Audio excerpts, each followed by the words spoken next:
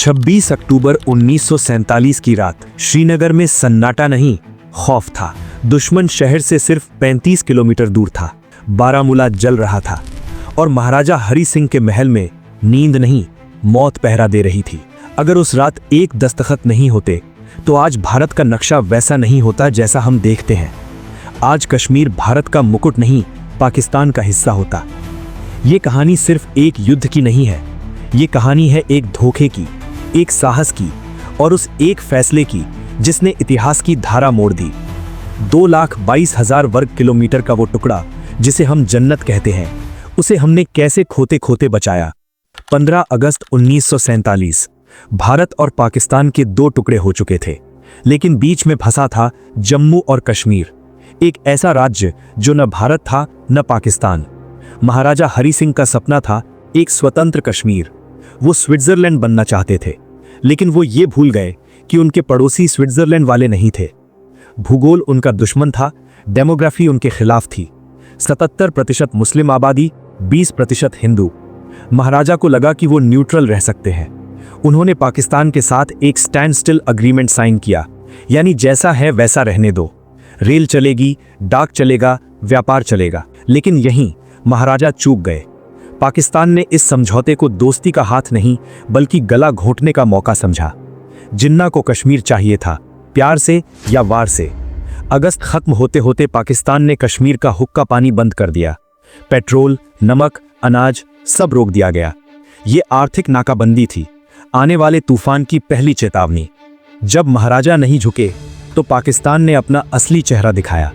रावलपिंडी के military headquarter में एक सीक्रेट प्लान बना, कोड नेम ऑपरेशन गुलमर्ग। मकसद साफ था, श्रीनगर पर कब्जा और महाराजा का अंत। 22 अक्टूबर 1947 मुजफ्फराबाद बॉर्डर पर 5,000 पश्तून कबीलाई जमा हुए। पाकिस्तान ने कहा, ये हमारे सैनिक नहीं, ये तो नाराज कबीलाई हैं। लेकिन इनके हाथों में मशीन गनें थीं। इन्हें कमांड पाकिस्तानी सेना के मेजर जनरल अकबर खान दे रहे थे।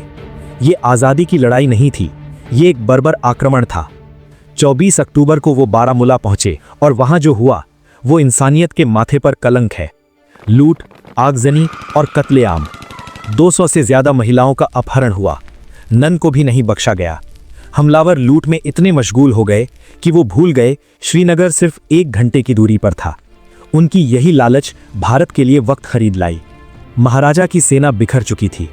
ब्रिगेडियर राजेंद्र सिंह ने अपनी जान देकर दुश्मन को रोका, लेकिन वो काफी नहीं था। 24 अक्टूबर को महाराजा ने भारत से गुहार लगाई, हमें बचा लो।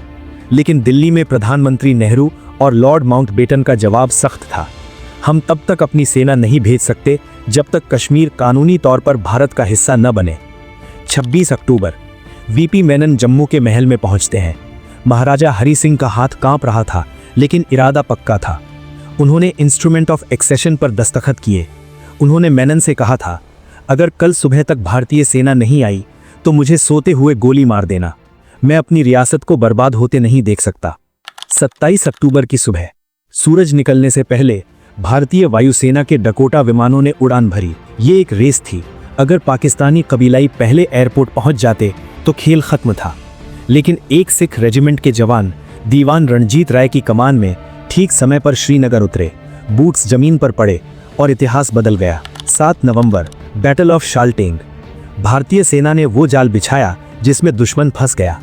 12 घंटे की लड़ाई में कबीलाई ऐसे भागे कि उन्होंने पीछे मुड़कर नहीं देखा। बारामूला रिकैप्चर हुआ, उड़ी रिकैप्चर हुआ। भारतीय सेना आगे बढ़ रही थी, लेकिन युद्ध आसान नहीं था। 1948 में पाकिस्तान ने खुलकर अपनी सेना भेज दी। गिलगिट पहले ही धोखे से जा चुका था। लद्दाख को बचाने के लिए हमारे सैनिकों ने वो किया जो असंभव था। 11,000 फीट की ऊंचाई पर जोजिला पास पर टैंक चढ़ा दिए। दुनिया हैरान थी। जब हम जीत रहे थे तभी एक फैसला हुआ जिस पर आज भी बहस होती है। 1 जनवरी 1948 को भारत यूएन चला गया। 1 जनवरी 1949 को सीज फायर हुआ। एक लकीर खिंच गई, लाइन ऑफ कंट्रोल। उस लकीर ने कश्मीर को 2 हिस्सों में बांट दिया। हमारे पास 63% हिस्सा रहा और 37% पाकिस्तान के अवैध कब्जे में चला गया, जिसे वो आज़ाद कश्मीर कहते हैं। तो भारत ने कश्मीर को क्यों नहीं खोया? 3 वजहें। सही समय पर एक्सेशन, विलय, भारतीय सेना का अदम्य साहस और बारामूला में दुश्मनों का लालच।